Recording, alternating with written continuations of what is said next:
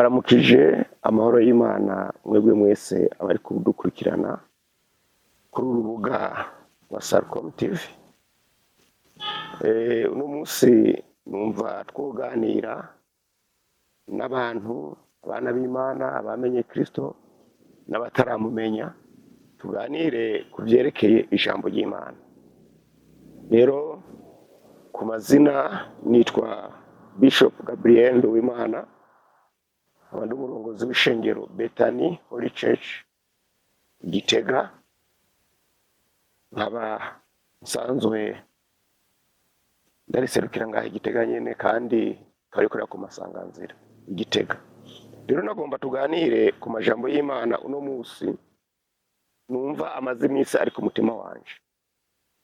Urufatiro rw'ijambo ry'uno munsi ni ijambo ry'Imana riri mu butumwa bwiza bwa Yesu Kristo uko bwanditswe na Yohana, ibice ni 11 umurongo wa 28.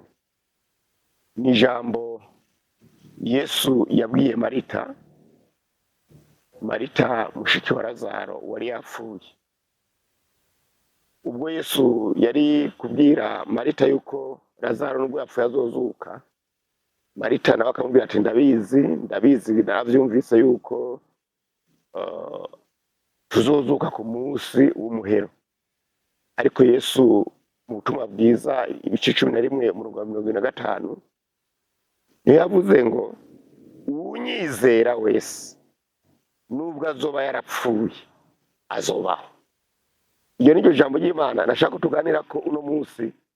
Ijambo Kristo yabwiye Marita, aramubwira ati Marita, unyizera wese nubwo azoba yarapfuye azobaho. Mana ishimwe cyane. Rero nagomba ko tuganira kuri iri jambo.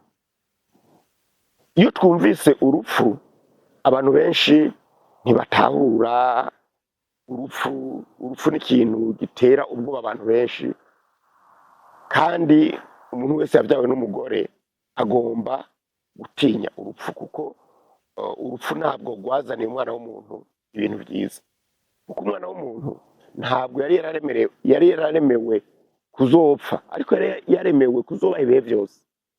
Ariko kubw'icyaha cinjiye mu isi, umuntu yisanze apfa. Ariko kubw'amahirwe dusubizwa identite yacu, twongera kuba abana b'Imana, twongera kuba abatazopfa ugira kandi. Haleluya. Abantu benshi babayeho mu buzima bw'ubwihebe kuko batazi ko hari imfashanyo yatanzwe ku mwana w'umuntu. Iyo mfashanyo yatanzwe ni Yesu Kristo umwana w'Imana. Uwo wenyene niwe umwizeye atazokwigira apfa ukundi. Haleluya. Abantu benshi ibyo ntibarabimenya, abantu benshi mu isi ibyo ntibarabimenya. Abenshi bari mu madini aya n'ariya, benshi babajije bakubwira ko ari aba Kristo, ariko ntibaratahura mbega jewe ndiho ndinde. Nagomba kuvuga kuri iki kintu ku muntu wese karankurikirana. Rimwe na rimwe iyo umuntu apfuye, burya kenshi ntabimenya. Umuntu apfuye ntabimenya, bimenwa n'abandi basigaye bahumeka. Iyo umuntu apfuye ntabimenya. Akarero notanga nuko igihe Yesu azoba azuye abapfuye, nibaza mu bantu batanguye gupfa ba mbere, uwa mbere ni Abeli niwe watanguye gupfa, kandi Abeli Bibiliya yamushingiye ko ari umugororotsi. Igihe rero Yesu azoba azuye abapfuye, Abeli azobona umenga yari amaze nk'isaha imwe asinziriye. Rero abantu benshi iyo bapfuye ntibabimenya. Ushobora kumbaza ati mbega urupfu uri kuravuga ni nyabaki? Uno munsi ndashaka gusobanurira abantu impfu zibiri abantu bapfa ariko ntibamenye ko bapfuye. Urupfu rwa mbere ni urupfu umuntu apfa akigendagenda ariko ntamenye yuko yapfuye. Ubwo rupfu ushobora kubaza ati nuruwe? Ubwo rupfu ni urupfu Adamu nawe yari yapfuye. Ni urupfu Adamu amaze kuva mu bwiza bw'Imana, Imana yamubwiye ko azopfa. Nubwo yari ariho mu mubiri akagendagenda mu mubiri, ariko mu buryo bw'impwemu yari yarapfuye. abantu benshi baragendagenda muri ino si ariko mu buryo bw'impwemu barapfuye. Utobabaza ati mbega ivyizigiro vyawe biri hehe? Ibikorwa by'umuntu yapfuye biragaragara. Iyo yakoze icaha ntiyihana, yakoze icaha nta mutima umucira urubanza, abona ko ari bisanzwe. Uwo muntu aba asa n'uriho ariko yarapfuye.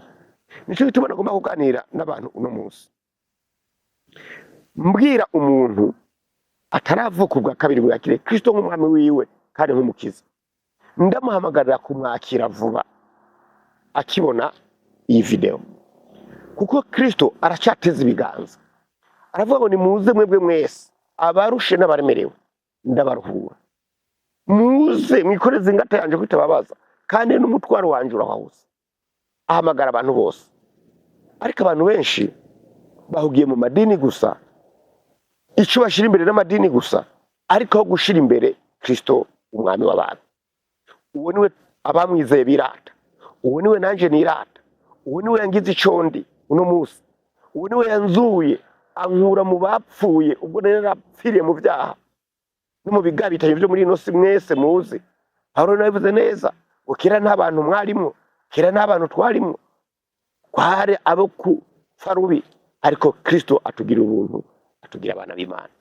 Rero nagomba gusa nubwira umuntu abona iyi video, ndamubwire nti ngwino kwa Yesu, aracyazura. Nabwiye ngo n'ubu uko yazuye Lazaro mu bigaragara yari amaze iminsi ine yarapfuye, niko ashobora kuzura n'umuntu yitwa ko ari muzima ariko yarapfuye agenda. Nsa nubwira umuntu wese karaba iyi video, Adamu amaze gukora icaha na Eva, hari ibihano Imana yabahaye. Ibihano Imana yabahaye, Imana ahereye ku nzoka. Imana irabwira inzoka ati kuko zibi ugahinduye umugore, ubaye ikivume, uzokwama ugenda ukuba inda hasi, kandi ivyo kurya vyawe bizoba umukungugu, niwe uzogutunga ibihe byose vyo kubaho kwawe. Ico ni igihano inzoka yahawe. Sinirwa ndaja kuca umugore yahawe, benshi barakizi. Umugore yahawe igihano yuko azovyara ababara. Ica gatatu, igihano cahawe umugabo. Imana yamubwiye ngo iminsi yose kubaho kwawe uzorya urushe, kandi ngo uzorinda usubira mu mukungugu kuko ari wavuyemwo. Iri jambo nagomba umuntu wese aritahure. Imana yabwiye inzoka yuko izotungwa n'umukungugu iminsi yose izobaho. Icibwira umuntu ko azosubira mu mukungugu kuko ari yakuwemo. Mbega uwo mukungugu uvugwa ninde? Ni bande? Umukungugu uvugwa ni umuntu wese ataravuka ubwa kabiri. Umuntu wese ahiganzwa n'icaha, ni umukungugu, ni vyondo, ni inyama za Satani, ni indya za Satani. Murumva ko Satani yahawe umukungugu ko ari uzobutunga. Abantu bataravuka ubwa kabiri ni umukungugu kandi ni indya za Satani. Muhunge bana b'Imana, muhunge kugira ngo noneho abana b'Imana bahungire kwa Yesu, abarokore, abakure mu vyaha n'ibigabitanyo vyabo, kugira ngo noneho bazoraganwe nawe ubugingo budashira. Ndagushimiye wewe uravye iyi video, ndagushimiye wewe umutima wawe uri kuraza wegera Kristo, uve mu rupfu winjire mu bugingo budashira.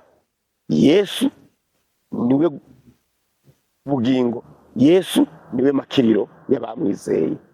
Ndarangije, ariko ndangije mbwira umuntu yakurikiranye aha video, ndamubwira nti isi iriko iragenda ishirana n'ivyifuzo vyayo bibi, kandi abantu benshi turiko turatwagwa n'ivyinosi. Ariko dusubize amaso inyuma, turaba umusaraba wa Kristo, nawe uzoturokora. Imana ibahezagire. Nagomba ndangize nsengera umuntu wese aravye aka video. kugira ngo ave mu rupfu ashike mu bugingo, ave mu kuba umukungugu ashike mu kuba wavutse ubwa kabiri umwana w'Imana. Data mu izina Yesu Kristo, ndagushimiye mwami mwiza ko ungiriye ubuntu bwo gutanga iyi message. Umuntu wese azokumva iyi message izomugira ikimazi. Ndabizi neza umuntu wese ari kumviriza iyi video hari ikiri gukore ku mutima wiwe.